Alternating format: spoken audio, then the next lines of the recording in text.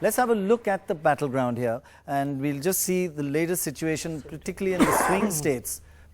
And if we first have a look at all the traditional Democrat states, they're just going exactly as predicted. All the traditional Republican states going exactly as predicted.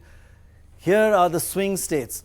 And the fact that Missouri has gone to Republican is not that surprising because they won it by 9% last time. This was a Republican state even in the Obama time, and by almost 10%. So they've held on to that. This is the key, Florida. And Dorab, it's now looking pretty clearly. You know, it's about 800 to 900,000 votes to be counted, and she's trailing by 100,000 votes. So she's got to make up in that. If she gets, she's got to get like 200,000. 650,000 votes, and he's got to get 350,000, something like that, or 550. I mean, it's a huge. But Durram, that's if all you that's look left. at the counties, and the New York Times is giving that counties and how many people have counted in that county. Right.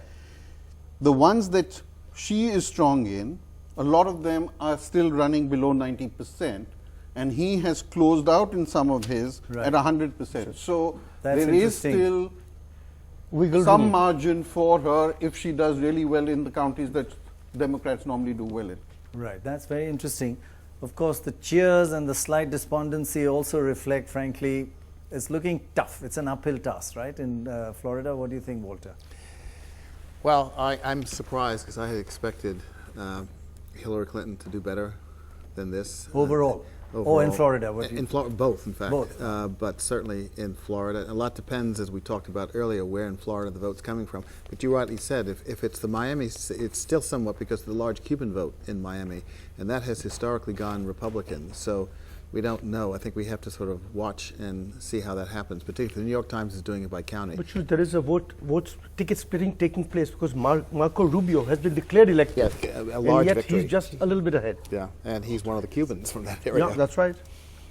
So if we just go through how can Trump win?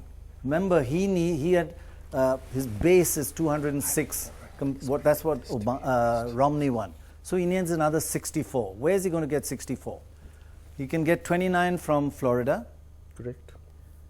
Then he needs to win some of these big states. 15 from North Carolina, which he lost marginally.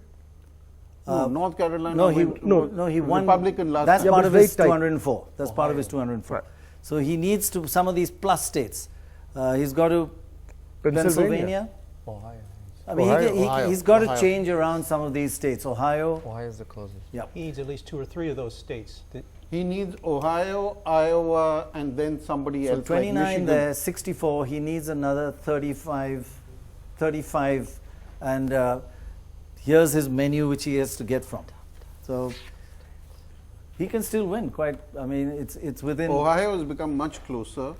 It's down to about a 1.5% difference. So. And Florida has just widened a bit. It's become a 1.3% difference. So it more or less looks like, James, what do you think? That Florida looks like Trump now? It looks like Trump. It was one of his must-win states. We have to admit Yes, that. it was, yeah. It looked very bleak for him if he was not competitive in Florida. But since he is competitive in Florida, that opens up his pathways to getting the 270 electoral votes a little bit more. Look, it's still a tough road for him. He still has a lot of work to do. He needs places like North Carolina. He certainly needs Pennsylvania, Ohio. There was some talk that he needs Michigan as well, just to make it happen for him as we go to the big western states that are all Clinton. So.